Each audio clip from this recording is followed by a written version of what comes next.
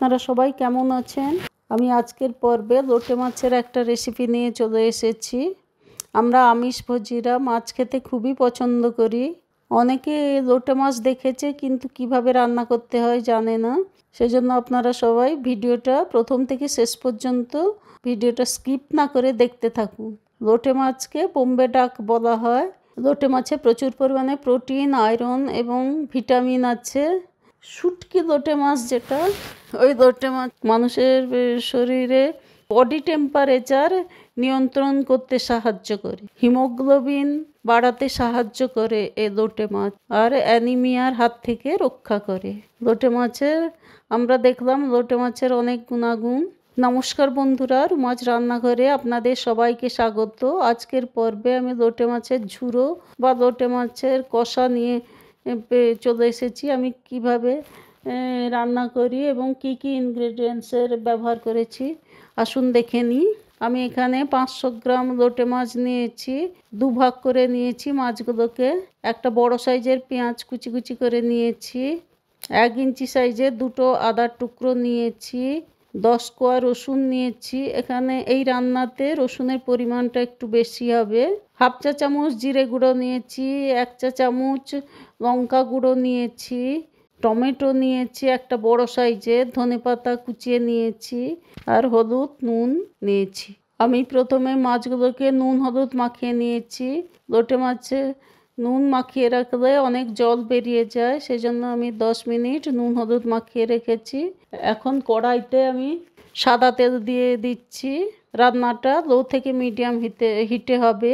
আপনারা সর্ষে তেলেও রান্নাটা করতে পারেন। তেলটা বেশ গরম হয়ে আসবে। আমি লোটে মাছগুলোকে কড়াই দিয়ে দিচ্ছি এবং হালকা করে ভেজে নিচ্ছি।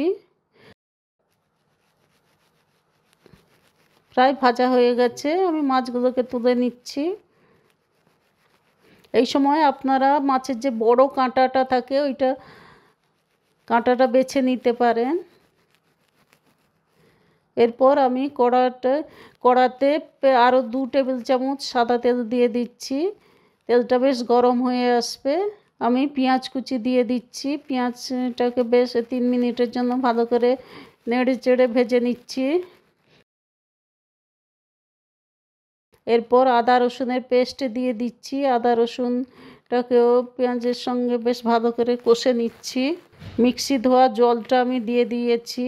এরপর আমি টমেটো কুচি দিচ্ছি। টমেটো কুচি দিয়ে আমি একটু নুন, 1 চিমটে নুন অ্যাড করেছি যাতে টমেটোটা তাড়াতাড়ি গলে যায়।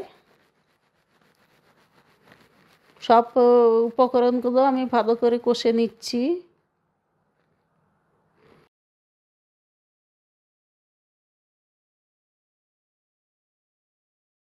এরপর আমি জিরে গুঁড়ো দিয়ে দিচ্ছি, লঙ্কা গুঁড়ো দিচ্ছি, হলুদ গুঁড়ো দিচ্ছি। সব মশলাগুলো আমি দিয়ে খুব ভালোভাবে কষে নিচ্ছি। এখন আমি মাছগুলো লোটে মাছ অ্যাড করে দিচ্ছি। লোটে মাছ দিয়ে মশলাগুলোর সঙ্গে খুব ভালোভাবে কষে নিচ্ছি।